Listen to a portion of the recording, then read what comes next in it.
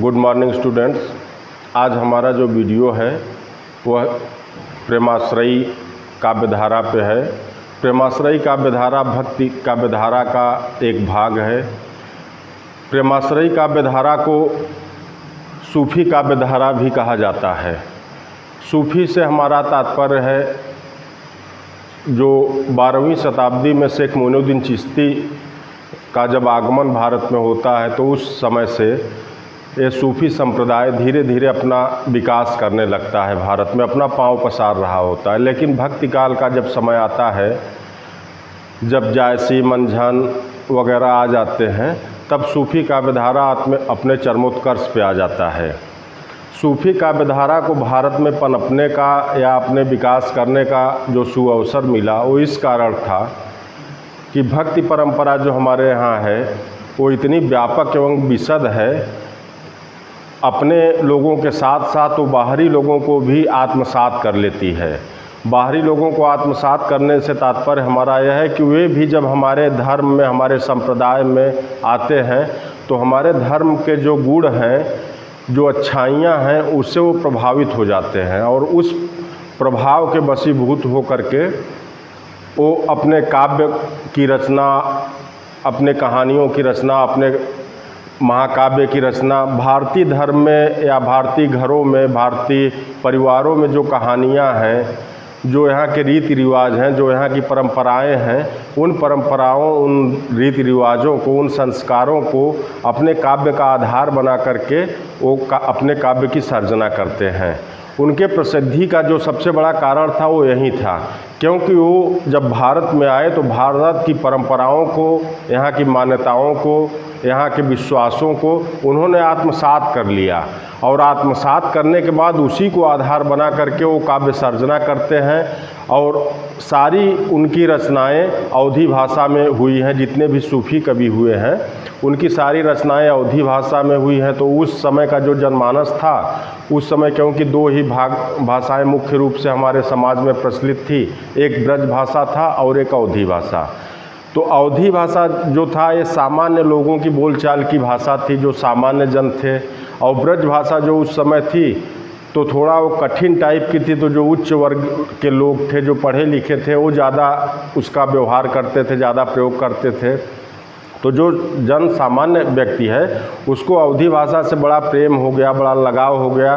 तो जितने भी काव्य सर्जना हुई है अवधी भाषा में उस समय, वो बहुत विश्वविख्यात हुई हैं। अवधी का प्रयोग करते हुए किन किन कवियों का सूफी में आगमन हुआ, उन कवियों को हम यहाँ क्रम वाइज आपको बता दे रहे हैं। जैसे मुल्ला दाऊद आए। मुल्ला दाऊद ने एक पुस्तक रची जिसका नाम था चंदायन। सूफी काव्यधारा का यह पहला काव्य ग्रंथ है और मुल्ला दाऊद को हम प्रथम सूफी कवि भी कह सकते हैं। तो मुल्ला दाऊद ने जो काव्य रचना किया चंदायन, यह सूफी काव्यधारा की प्रथम रचना स्वीकार की जाती है। ठीक। और दूसरे नंबर पे आता है कुतुबन। कुतुबन ने मिर्गावती नाम की पुस्तक की रचना की। उसके बाद जो सबसे प्रमुख नाम आता है प्रेमाश्रयी काव्यधारा में वो है मलिक मोहम्मद जायसी का। जायसी ने पद्मावत की रचना की। पद्मावत इनको विश्व विख्यात कर दिया। पद्मावत एक ऐसी रचना है जो जायसी को ही नहीं, पूरे सूफी काव्य परंपरा को विश्व में सिरमौर बना दिया। उसको पहचान दिलाने का काम केवल पद्मावत ने किया है। जायसी ने पद्मावत के अलावा अखरावट, आखिरी कलाम आदि भी रचनाएं की हैं।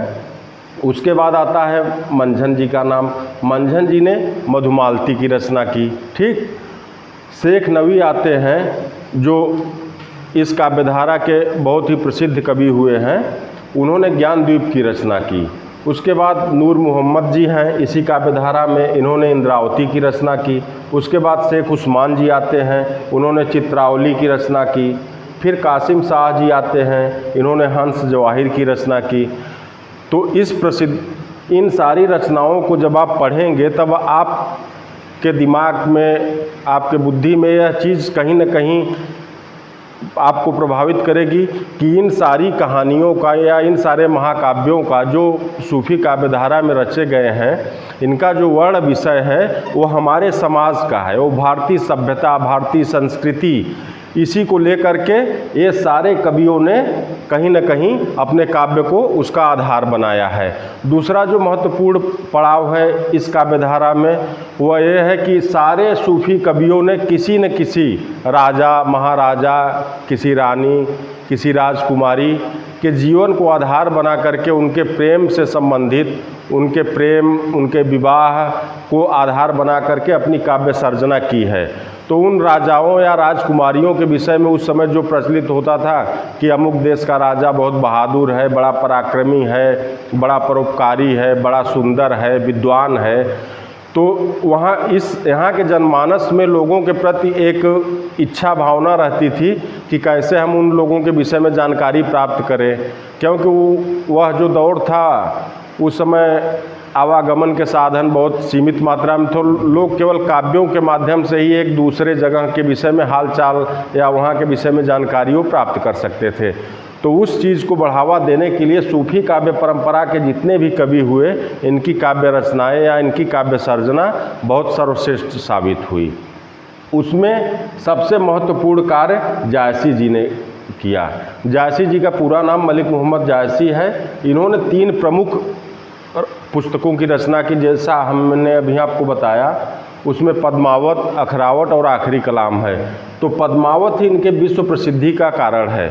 पद्मावत का जो विषय वस्तु है, इन्होंने चित्तौड़गढ़ के राजा रतन सेन के जीवन को आधार बना करके इस काव्य की सर्जना की है। उनकी पत्नी का नाम नागमती है। तो राजा और रानी बहुत ही प्रेम के साथ अपना जीवन यापन कर रहे थे, लेकिन फिर किसी व्यक्ति के द्वारा, एक सूए के द्वारा उनको, राजा रतन सेन को यह जानकारी मिलती है कि रानी नागमती तो बड़ी सुंदर है, लेकिन विश्व में इस समय यदि सुंदरता की कोई परिभाषा है तो सिंघलगढ़ की जो राजकुमारी है, सिंघल द्वीप की जो राजकुमारी है पद्मावती या पद्मनी, उसके सामने विश्व की कोई भी औरत नहीं है। मतलब वह उस समय की सर्वश्रेष्ठ सुंदरी नायिका थी। तो रतन सेन के दिमाग में, दिल में कहीं न कहीं ये बात हो गई। वो बातों बातों में ही सोचते, स्वप्न में उसके प्रति उनकी प्रेम भावना जागृत हो गई। वो रानी नागमती को छोड़ करके, इनका त्याग करके उनसे मिलने के लिए निकल पड़े राज दरबार से अपने। तो जब वो जाते हैं तो जाने में, वहाँ रहने में, फिर प्रेम मिलाप करने में, शादी विवाह करने में कई वर्षों का समय बीत जाता है। तो उन वर्षों के मध्य में उनकी जो रानी थी नागमती, उसको किन किन कष्टों का सामना करना पड़ा, उसको जायसी जी ने 12 मासा के अंतर्गत वर्णन किया है। 12 मासा का वर्णन यह होता है कि 12 महीने में किसी नायक या नायिका को प्रत्येक महीने में किस प्रकार का कष्ट होता है, किस प्रकार का अनुभव होता है। जब उसका कोई प्रेम करने वाला उससे दूर हो जाता है तो उसके जीवन में कौन कौन सी समस्याएं आ जाती है। या कोई महिला है, जब उसका पुरुष उसको छोड़ करके किसी सुदेर देश में चला जाता है तो उस महिला के सामने अपने परिवार को चलाने के लिए, अपना जीवन यापन करने के लिए किन किन समस्याओं का सामना करना पड़ता है, उन सारी कहानियों को आधार बना करके इन्होंने इसकी रचना की है। इसमें जो सबसे महत्वपूर्ण कड़ी है, जायसी जी ने भारतीय दर्शन को, भारतीय संस्कृति को, भारतीय परंपरा को बहुत ही सर्वश्रेष्ठ तरीके से इंगित किया है। जैसे उन्होंने 12 मासा का वर्णन करते हुए कहा कि जब जेठ तपने लगता है, तमाम तरीके की समस्याएं होती हैं, तो कोई वियोगिनी नारी है जो प्रेयसी है, जिसका पति छोड़ करके उसको चला गया है, उसको किस तरीके की समस्याएं होती है। तो उन्होंने कहा, जेठ महीने के बाद उन्होंने कार्तिक महीने का वर्णन करते हुए कहा कि कार्तिक में प्रेयसी के सामने कौन कौन सी समस्याएं आती हैं। तो पद्मावत में उन्होंने लिखा, कार्तिक शरत चंद उजियारी और जग शीतल हों बिरह जारी। मतलब कार्तिक महीने में पूरा प्राकृतिक वातावरण, पूरी धरती एकदम शांत है, निर्मल है, शीतल है, लेकिन जो बिरहड़ी है उसे कहीं न कहीं वो मौसम भी, वह समय भी उसको अंदर ही अंदर जला रहा है। ठीक है। इसी तरह आषाढ़ में प्रेयसी के साथ या उस महिला के साथ कौन कौन सी समस्याएं आती हैं। उन्होंने कहा, चढ़ा आषाढ़ गगन घन गाजा, साजा बिरह धुंध दलबाजा।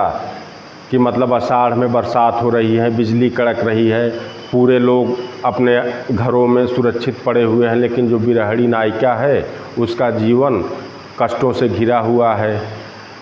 इसी प्रकार भारतीय परंपरा को आगे बढ़ाते हुए उन्होंने कहा कि जब प्रियतम चला जाता है तो जो समस्याएं आती हैं, तो जो नायिका है वह अपने सखियों के मध्य कैसे अपनी बात बताती है, तो वह कहती है नागमती दुख बिरह पारा और धरती सरग जरे तें झारा, कि मतलब जो नागमती का दुख है उस दुख के सामने धरती और स्वर्ग भी छोटे पड़ जाते हैं।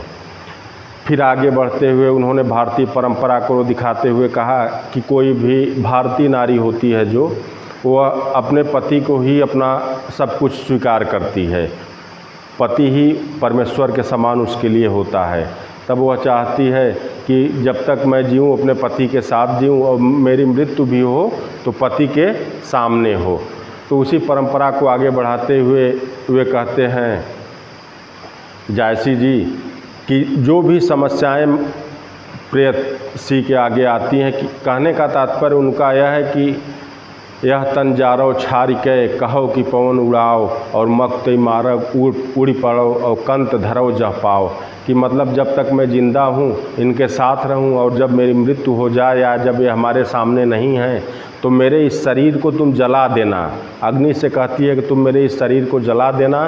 फिर हवा को आग्रह करती है कि मेरे उस राख को तुम ले जा कर के मेरे पति मेरे प्रियतम के सामने फैला देना, कि उस पर जब वो चलें तो उनके पैरों की जब स्पर्श उस राख को हो तो कहीं न कहीं उस राख को शांति मिलेगी। निश्चित रूप से इस तरीके की भावनाएं हमारे भारतीय समाज में प्रचलित हैं। तो इसी कहने का तात्पर्य है कि भारतीय परंपराओं का जो निर्वाह जायसी जी ने अपने काव्य पद्मावत में किया है, वो पूरे आप हिंदी साहित्य को या विश्व के दूसरे साहित्यों को पढ़िए तो इस तरीके का भारतीय धर्म को, भारतीय दर्शन को, भारतीय विचारों को, भारतीय संस्कारों को जिस तरीके से आत्मसात सूफी कवियों ने किया है, वैसा कोई कवि आज तक हिंदी साहित्य में या और साहित्य में नहीं कर सका है। उसके बाद सूफी काव्यधारा का जो दूसरा सबसे महत्वपूर्ण पहलू आता है, उसमें प्रश्न आता है कि सूफी काव्यधारा की विशेषताएं कौन कौन सी हैं। ठीक है, तो उन विशेषताओं को मैं क्रम से आपको 2-4 ठो बता दे रहा हूं, उसको आप समझ लीजिए। सूफी काव्यधारा की जो सबसे बड़ी विशेषता है वह है प्रेम की महत्ता।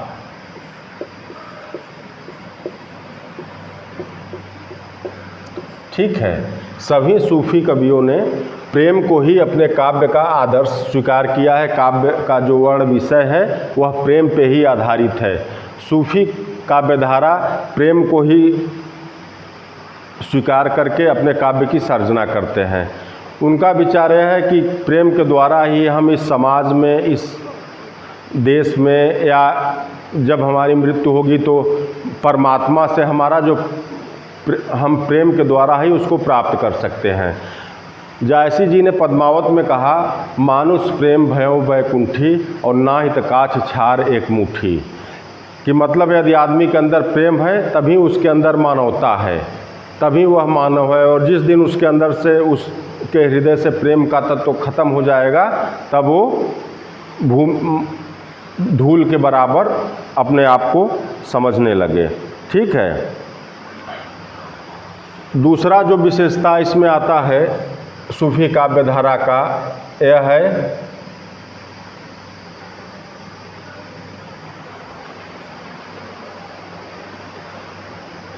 गुरु की महत्ता। ठीक है,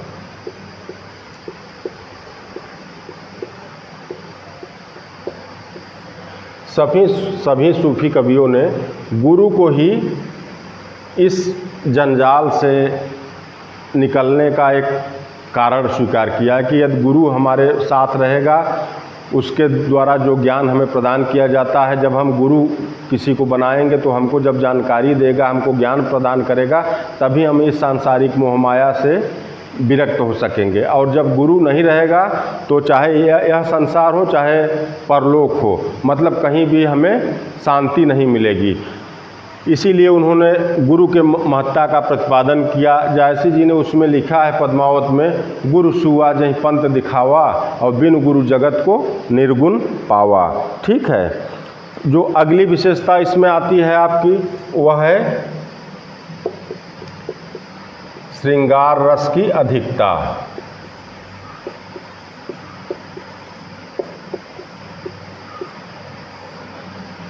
श्रृंगार रस इसमें सबसे अधिक इसलिए है क्योंकि सारा का सारा प्रेम पे रचना किया गया है इसमें। और जब प्रेम जहाँ पे होगा, प्रेम के साथ श्रृंगार का रहना परम आवश्यक है। तो सूफी काव्यधारा की अधिकांश रचनाएं जो हुई हैं उसमें श्रृंगार रस की अधिकता हुई है। श्रृंगार के जैसा आपको विदित होगा कि श्रृंगार के दो पार्ट होते हैं, संयोग एवं वियोग। तो संयोग सूफी काव्यधारा में है लेकिन संक्षेप मात्रा में है, लेकिन जहाँ विशद मात्रा की बात आती है तो वहाँ वियोग श्रृंगार अधिक है इसमें। अगला जो पॉइंट है,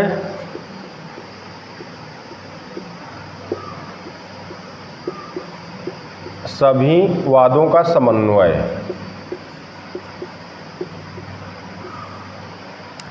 सूफी काव्यधारा की जो अगली विशेषता है, सभी वादों का समन्वय। इससे हमारा तात्पर्य है कि सूफी काव्य परंपरा, यहाँ के जितने भी रीति हैं, रिवाज हैं, संस्कार हैं, वो ऐसा नहीं है कि दूसरे जगह से आके यहाँ बसे या दूसरे धर्मों को मानने वाले हैं तो हिंदू धर्म में के साथ वो अपने को अलगाव रखे, बिछुआ रखे। वे जब यहाँ हिंदू धर्म में आते हैं, हिंदू की परंपराओं को स्वीकार करते हैं, अपने सूफी काव्य की रचना करते हैं, तो यहाँ जो भी मत हैं, जो भी भाव हैं, जो भी विचार हैं, उसको भी वो आत्मसात कर लेते हैं।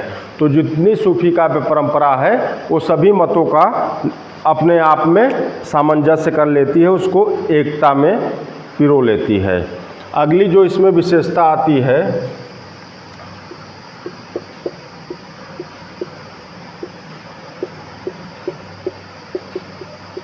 भारतीय संस्कृति का वर्णन।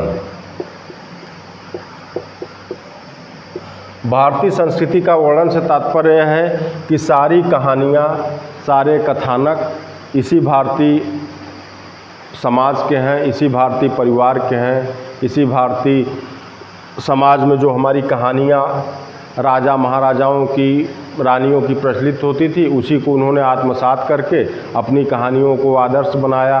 उसके बाद जो यहाँ के रीति रिवाज हैं, यहाँ की परंपराएं हैं, जैसे पुरुष महिला यहाँ प्रेम के साथ रहते हैं, भाई भाई के साथ प्रेम के साथ रहता है, पति पत्नी को प्रेम देता है, एक पिता पुत्र को प्रेम देता है और पुत्र पिता का सम्मान करता है। तो इन सभी चीज़ों को सूफी काव्य धाराओं में बहुत सही तरीके से इंगित किया गया है।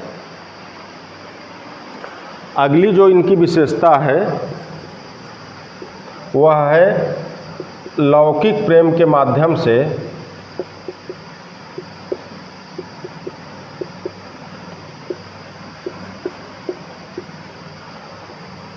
लौकिक प्रेम के माध्यम से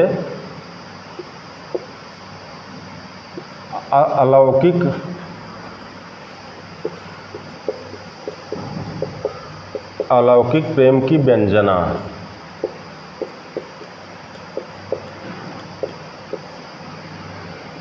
सूफी काव्य धारा की जो यह विशेषता है, यह महत्वपूर्ण है, क्योंकि जो जीवन का आधार वो प्रेम को दिखाते हैं दर्शकों के सामने अपने काव्य में।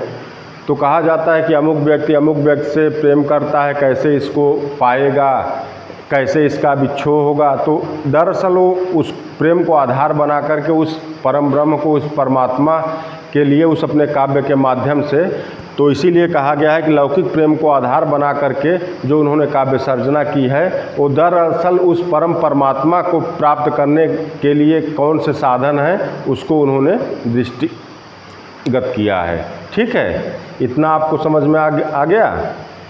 धन्यवाद।